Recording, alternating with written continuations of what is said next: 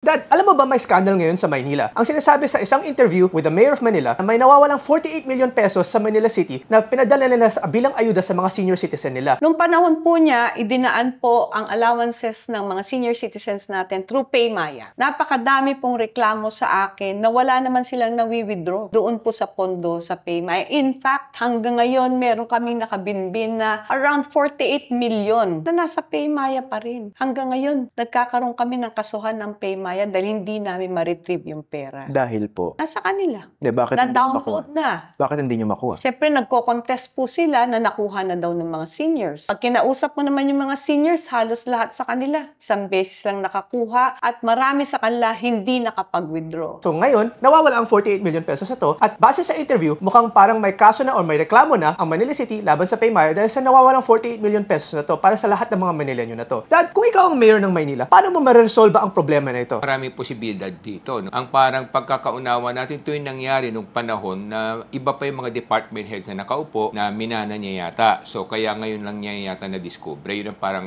pagkakaintindi natin. Pero anyway, tukuyin na lang kung ano ba talaga yung nangyari. Kasi maraming posibilidad to kung bakit to nawawala. No? Una, posible nagmula yan doon sa mga taong nagpadala ng pera. So, yun ang una doon. No? Pangalawa, maaring nagmula yan doon sa sistema. Yung sa sistema, baka na-hack. So, that's another possibility. No? Yung pangatlo, siyempre yung mga recipients. No? Maaring baka yung mga recipients, hindi mga totoong recipients, o pinad na lang yun para sa ganun mailabas yung pera. So, doon magsisimula dapat yung investigasyon. Tukuyin muna kung saan nanggaling yung mali. Dapat titingnan natin yung money trail. No? Kasi yung money trail, yun ang magpapaliwanag sa lahat kung saan talaga napunta yung pera. Kasi lahat naman yan, may trail. May financial money trail yan na tinatawag natin. No? So, simulan natin doon sa sino nagpadala ng pera at sino yung mga opisyal na yon nakakasangkot sa nagpadala ng pera. Kung sila ba'y may kinalaman o wala, o pangalawa, baka naman sa sistema na hack, o pangatlo, yung mga recipients, naging mali-mali yung recipients, hindi totoong recipients, o kung meron man totoong recipients, hindi napunta sa account nila, na-divert yon sa ibang account. Baka may gumawa ng another account, parehong pangalan, pero doon dineposito para mailabas yung pera. Saka nakakapagtaka dito kasi yung amount is 48 million. So parang mas mababa siya sa 50 million na liable for a plunder case, no, na walang bail ban. So ibig sabihin niya, yung mga gumawa nito, maaring kung sila ay guilty,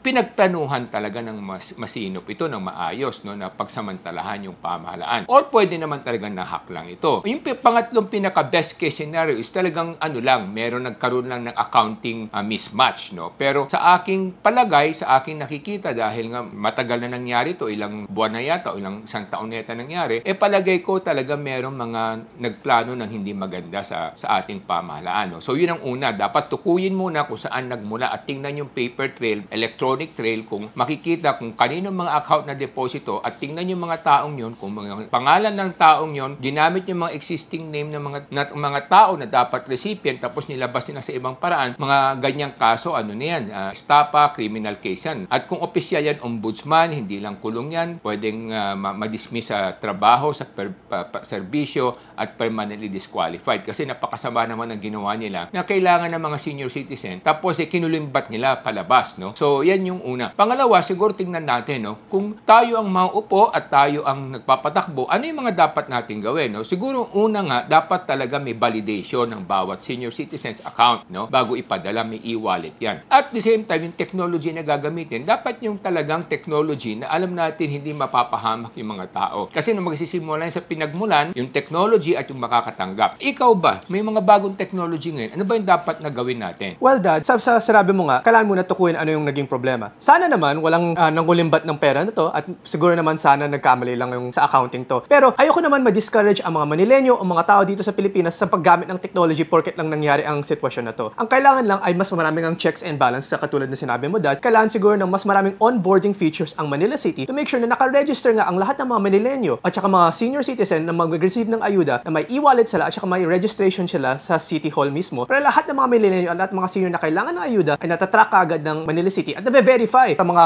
app nga natin katulad ng GCash, katulad ng PayMaya, meron ng two-step verification na make sure nila na totoong tao yung may account na to. Kaya nga may mga verification na tatawagan ka pa, kailangan yung ID mo, bibisitahan ka pa minsan. So yun yung kailangan ng gawin ng Manila City para hindi na mangyari ang mga nawawalang e-wallet or nawawalang pera na to or kung hindi sana mapunta ang pera na to sa kung sino-sino lamang. Dapat ito ay mga registered, verified Manila voters, Manila citizens na kailangan talaga ng ayuda at na-verify yung e-wallet na to at may registration database na rin ang Manila City. So kailangan lang i-correct i-correct ang checks and balances at saka modernization ng Maynila para hindi magawa ulit ang mga proseso na to. Kasi sa totoo lang, Dad, kung hindi naman ginamit ang teknolohiya para i-transfer ang pera, mas maraming mga butas, mas likely na mas mawala ang pera kung cash lang yan. Kasi minsan, hindi rin natin alam o walang paper trail kung cash. Katulad ngayon, at least meron kang paper trail, may investigahan mo kung talagang napunta ang pera dito sa mga account na to at kung may tao talaga behind the account na yun at kung talagang taga Maynila sila at deserving sila ng ayuda na yun. Kaya lang ang sinasabi nga ng PayMaya is that nakuha naman ng mga account holder yung pera. So ano yung nangyari dito? Posibleng ginamit din yung pangalan ng account holder tapos nag-open sila ng panibagong account tapos doon pinadala yung pera. Kaya dapat i-validate din yung account ng recipient, ng tatanggap ng bawat barangay at ng City Treasury Office o ng City Accounting Office para sa ganun talagang validated yung account number na yun. Kasi maaring ginamit yung pangalan na yun pero ibang account number naman inilipat yung pera. Nag-register din yung kabilang grupo ng ibang pangalan, ng ibang account para nang sa ganun makulimbat nila. So these are the things na dapat mabigyan ng tamang check and balance system. Tama ka dyan, Dad. So ang problema dito ay disiplina sa gobyerno. Kasi hindi lang dapat maniwala sa mga account number na binibigay at hindi lang dapat ito i-disburse kung kanino man, kundi kailangan i-verify yan, kailangan i-double check yan ng ating gobyerno. Kaya naniniwala ako na kung may disiplina ang gobyerno, yayaman talaga ang Manilenyo. Sagradong layunin, bawat naglilingkod sa pamahalaan ang tagumpay ng bawat mamayan. Ako po ay si Solomon Sai, ang inyong kuya ng bayan. Ako po si Michael Sai, inyong dad ng bayan.